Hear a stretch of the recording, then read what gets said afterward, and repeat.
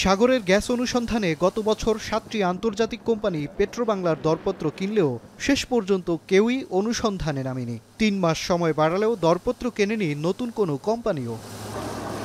2012 ও 14 সালে ভারত মিয়ানমারের সঙ্গে সমুদ্রসীমা বিরোধ নিষ্পত্তি হলেও গ্যাস উত্তোলনে নেওয়া হয়নি কোনো উদ্যোগ। কিন্তু হাত গুটিয়ে বসে থাকেনি প্রতিবেশী দেশগুলো। যদিও 2016 সালের দরপত্র আহ্বানে সাড়া না পেয়ে 2019-এ নতুন পিএসসি তৈরি করে পেট্রোবাংলা, যা চূড়ান্ত হয় 2023-এ। এ মডেলে সাগরের সম্ভাবনাময় 26টি ব্লক তুলে ধরলেও সাড়া মেলেনি অনুসন্ধানে। পেট্রোবাংলা বলছে, সবশেষ গত বছর মার্চ থেকে সেপ্টেম্বরের দরপত্রে গভীর সমুদ্রে 15টি ও অগভীরে 9টি ব্লকে দরপত্র আহ্বান করা হয়েছিল। আগ্রহ দেখানো যুক্তরাষ্ট্র, নরওয়ে, ফ্রান্স, জাপান, চীন, সিঙ্গাপুর ও ভারতের বেশ কয়েকটি কোম্পানির মধ্যে বহুমাত্রিক জরিপের তথ্য কেনে শেভরন, এক্সন মোবিল, ইনপেক্স, সিনুক ও জোগম্যাক। তবে কেন কোম্পানিগুলো অনুসন্ধানে আসেনি তা জানতে চিঠি দিয়েছে পেট্রোবাংলা। তাদের মতামতের ভিত্তিতে সংশোধন হবে পিএসসি মডেল। চিঠি পাঠিয়েছি যে আপনাদের মতামতটা দেন যে কেন ড্রপ করেন নাই, আমাদের টেন্ডারের কন্ডিশনসগুলো আপনাদের কোনো ডিফিকাল্টিজ আছে কি না বা কোনো কন্ডিশনস অতিরিক্ত যোগ করতে হবে কি না। তাদের মতামতটা পেলে আমরা যদি আমাদের দেশের জন্য উপকারী হয় আমরা আরেকবার টেন্ডারে যেতে চাই।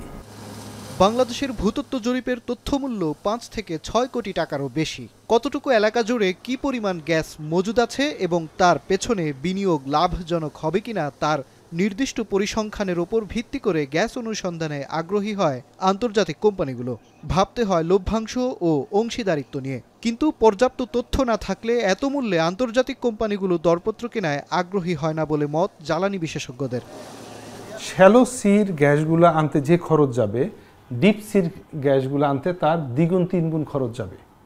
ওখানে পাইপলাইন করাও সম্ভব না, ট্রান্সপোর্টেশন খরচ। পিএসসিকে 2 ভাগে ভাগ করতে হবে, একটা হচ্ছে ডিপ সির জন্য পিএসসি, ওটার জন্য একটা, এবং শ্যালো সির জন্য পিএসসি। একটা ডেটা সেট 6 কোটি টাকা করছে, কিন্তু তারা তো এই ডেটা কিনে করবে না, আইওসিগুলো তো আসবে না এত টাকা দিয়ে। হইতে পারে, না হইতে পারে। 1P, 2P, 3P ক্যাটাগরির, এই ক্যাটাগরির যে রিজার্ভ আছে অয়েল অ্যান্ড গ্যাস, সেইখানে তারা ইনভেস্ট করে। গ্যাস অনুসন্ধানে বাড়াতে হবে নিজস্ব সক্ষমতা। তাই দেশীয় কোম্পানি বাপেক্সের মাধ্যমে 3D জরিপ চালিয়ে সাগরে কি পরিমাণ গ্যাস আছে তার যথাযথ জরিপ চালালে আন্তর্জাতিক কোম্পানিগুলোকে আকৃষ্ট করা সম্ভব হবে বলে মত সংশ্লিষ্টদের। মাঝের মাহবুব, এখন, ঢাকা। মাঠের অলরাউন্ডার আমি, আর ঘরের all rounder Tylox. Tylox toilet cleaner, clean মানেই টাইলক্স।